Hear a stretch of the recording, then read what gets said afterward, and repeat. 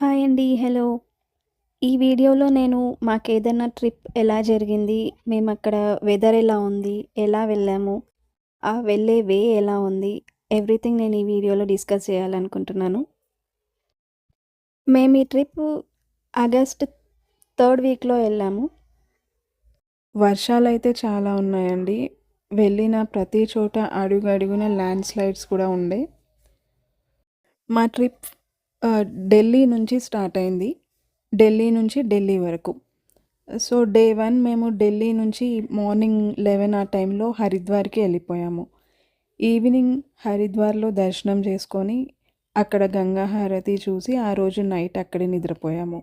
Early morning 4:30కి Haridwar నుంచి మేము Sitapur travel అయ్యాము.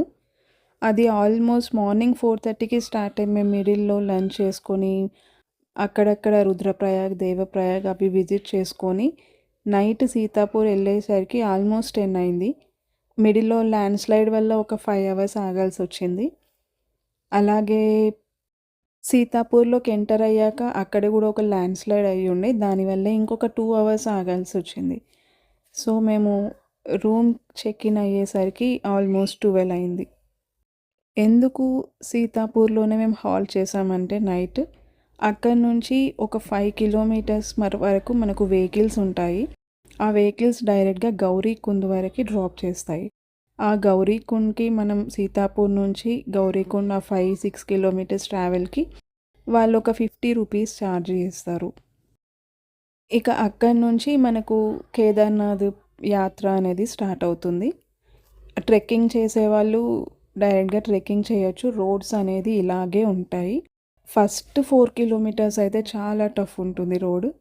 ఆ తర్వాత ఒక 5 కిలోమీటర్స్ ఓకే. Not bad. మళ్ళీ ఒక 5 కిలోమీటర్స్ టూ టఫ్ ఉంటుందండి అసలు. ఆ తర్వాత మళ్ళీ ఒక 3, 4 కిలోమీటర్స్ ఓకే అనమాట. అంటే కొంచెం నడవచ్చు, బెటర్‌గా ఉంటుంది. ఇంకొకటి, ఈ ట్రిప్‌లో మీరు అస్సలు షార్ట్‌కట్ వేస్ యూజ్ చేయకండి.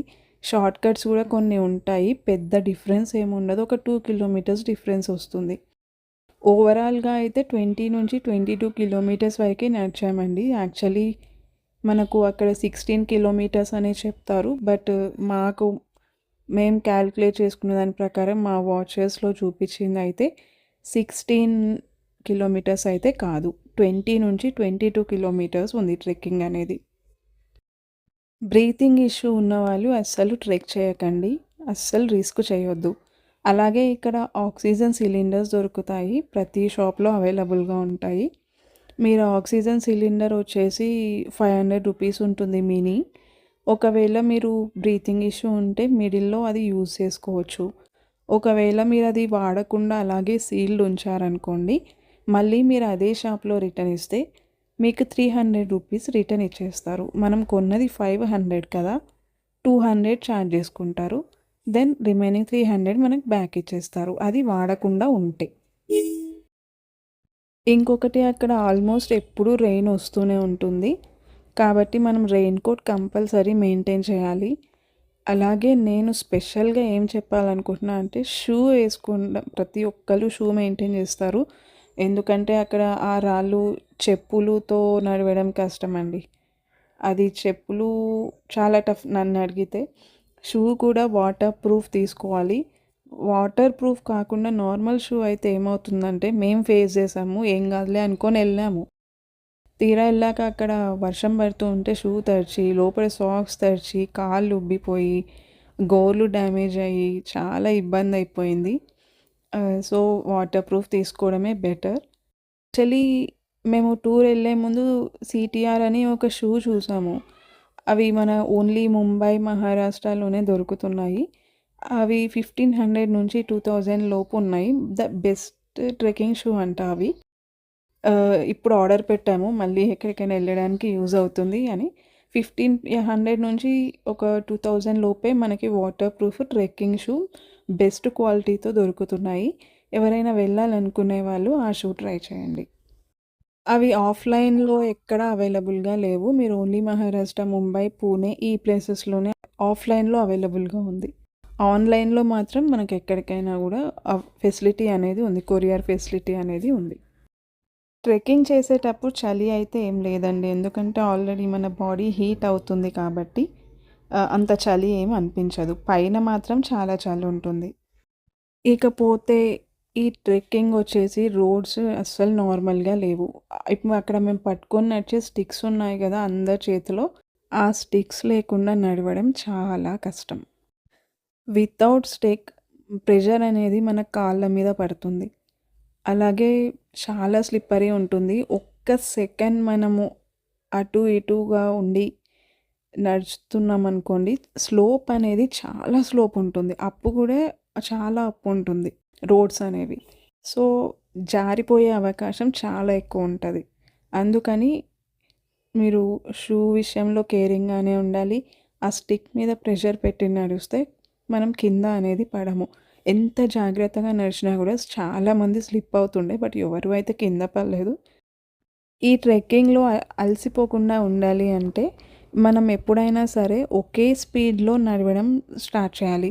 కొంచెం దూరం స్లో నడిచి, మళ్ళీ కొంచెం దూరం ఫాస్ట్‌గా నడిచి, మళ్ళీ కొంచెం దూరం నేను స్లో నడుస్తాను అంటే, ఒక 3-5 కిలోమీటర్స్ చెప్పాను గదా! ఫస్ట్ 5 కిలోమీటర్స్ చాలా ట్రెక్కీ ఉంటది. ఆ 5 కిలోమీటర్స్ నడిచేసాక ఇంకా చాలు నా వల్ల కాదు అనిపిస్తది. అంత టఫ్ ఉంటుందనమాట. అలాగే ఇక్కడ అప్ వెళ్తున్న కొద్దీ మనకు బ్రీతింగ్ ఆక్సిజన్ లెవెల్స్ అనేవి చాలా తక్కువుంటాయి. సో, అంత ఈజీ కాదు.